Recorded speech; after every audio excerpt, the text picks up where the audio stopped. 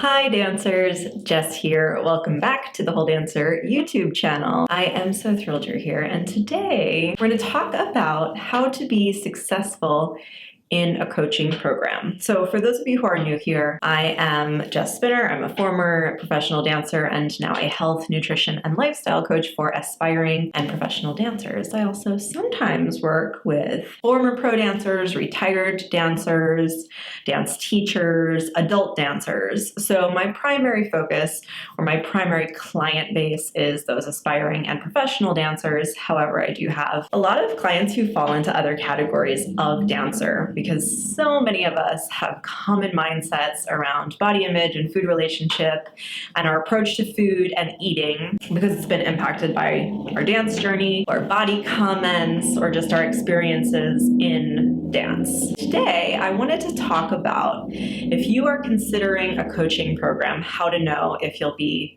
successful.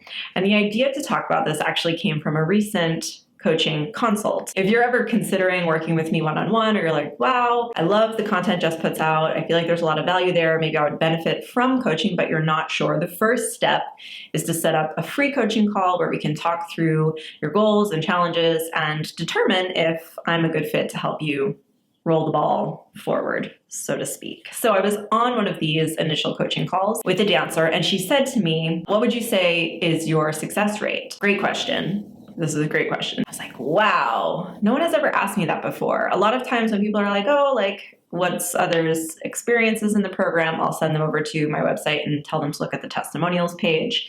And there's a lot of value there, and you can see sort of dancer experiences in their own words. But I had never really been asked, what is my success rate? And so what I said was, the dancers who show up week after week and are fully committed and are open-minded and honest are 100% successful. I'm 100%, my success rate is 100% when those things are done.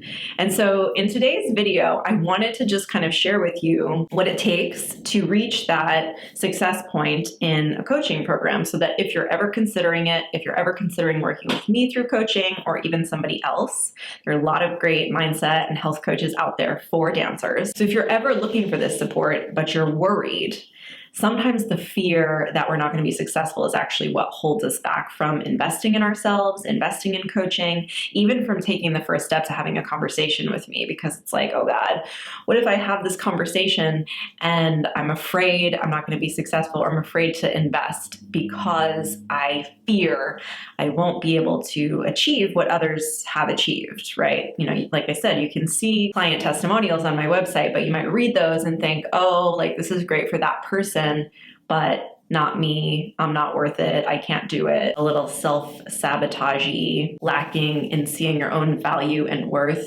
and you know that you are quite worthy of this coaching investment, and that can hold you back from taking those steps. So I wanted to talk, like I said, let's talk about what it takes to be successful in a coaching program, so that when you're ready to take the next step, you'll know, okay, I can do these things and be successful. First one is to show up. And this is pretty simple to do in a one-to-one coaching package. When I work with dancers one-to-one, the initial time frame is 6 months. We meet every single week, 30 minutes a week for 6 months. It's 30 minutes because I want it to fit into a dancer schedule. I want to accomplish as much as we can in that time, and because you also have actions to take away from these 30-minute coaching calls. So that's number one. You just have to make the time in your schedule to show up weekly for 6 months. And, you know, of course, if you go on vacation, that week doesn't count. If I go on vacation, that week doesn't count. You might get sick one week, that's okay. But other than that, you're consistent, you're committed, you're showing up week after week. Just showing up. And I also say, sometimes dancers are like, I don't have time for coaching. If you don't have 30 minutes a week, you probably need coaching, because we need to balance out your life picture and schedule so that you can fit in time for these things that are really providing self-care. Next one is to stay open-minded. So in the coaching process, I will make recommendations every week. I'll say, okay, try this with your breakfast, or I'll recommend that you do a body image boosting exercise every day of the week for this week, and we'll talk about it the following session. Whatever the action step is, it's not always something that feels supernatural to us, and it might be like weird even, or you might think, oh, I don't know about this one. It's strange, or it doesn't seem like it would be impactful. So you do have to just stay open-minded and be willing to try some new things and sort of see how it goes. Part of the coaching journey is that when we meet again, if you're like, this didn't work for me at all because of these reasons, we'll talk through it. And if I agree, okay, maybe this isn't the right fit for you and your needs, we'll come up with an alternative action that will yield a similar, same, or longer term result, right? We want to make sure that we're doing the things that are going to help you achieve the shift in body image, change the way you're viewing your dance career or journey, shift your relationship to food, these things that will totally reframe your experience in dance. You can totally transform what the journey and trajectory looks like by working on these things. The next piece is to commit. So it's similar to showing up, but I would say that the commitment comes by the willingness to not just show up, but to also take the actions.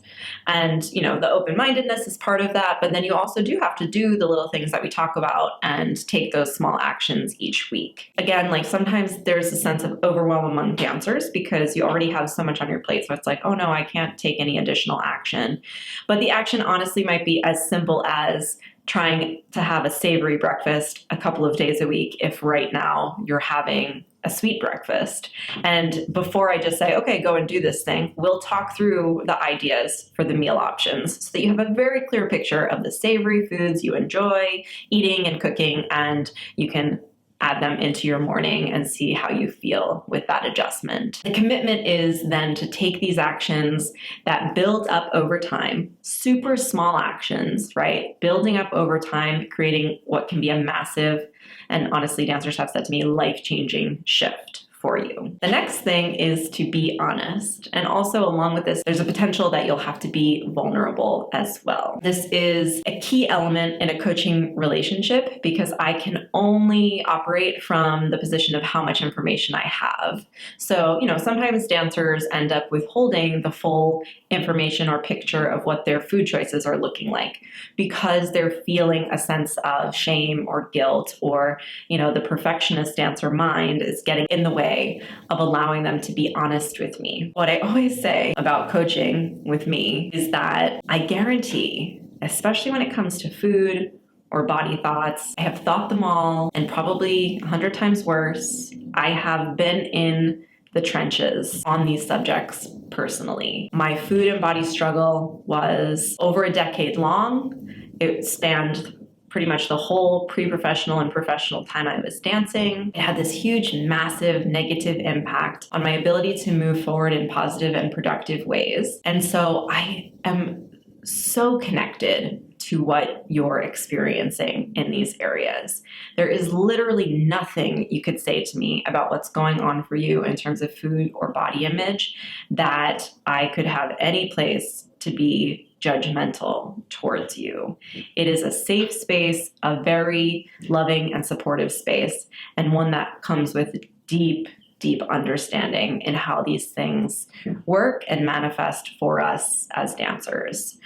So many dancers talk to me about being in a place with food where they're under eating for the first half or for parts of the day, and then they might end up overeating or even feeling like they're binge eating later in the day or at night. They can't stop snacking. Certain foods they feel out of control around. And I had exactly those thoughts and experiences. So I totally get it. And I know the steps to help you fix it. I know the steps to help you overcome that very guilt and shame inducing challenge. It is so possible to work through it that if you're struggling, especially in those areas, find support, reach out to someone, make sure that you don't just suffer in silence. Those are really the key things to being successful in a coaching program.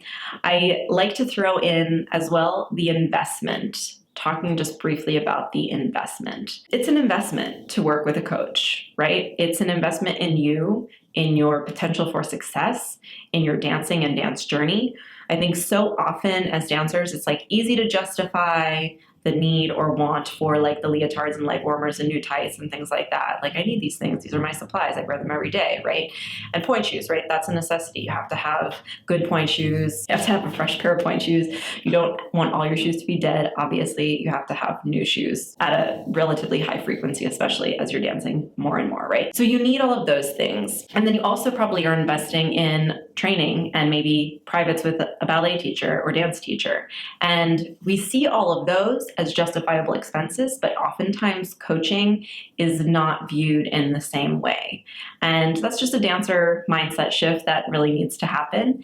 I think that a lot of it comes from thinking that this is extra or, again, non-necessity. And the truth is, it can completely change the trajectory of your career, of your dance journey, of your experience of yourself in auditions, in important rehearsals, in casting situations. To shift your relationship to food in your body can allow you to develop a level of confidence in those areas that you probably can't even fathom at this point if you're in it kind of deeply or too deeply. And like I said earlier, I have had dancers say to me that this work has changed their lives, and beyond their lives, it really does change career paths to make the dance career much easier. You can cope with the stress better because you don't also have it compounded by the food and body stuff. You'll no longer look at your body as the thing that is holding you back, or the thing that is wrong, or the thing that is going to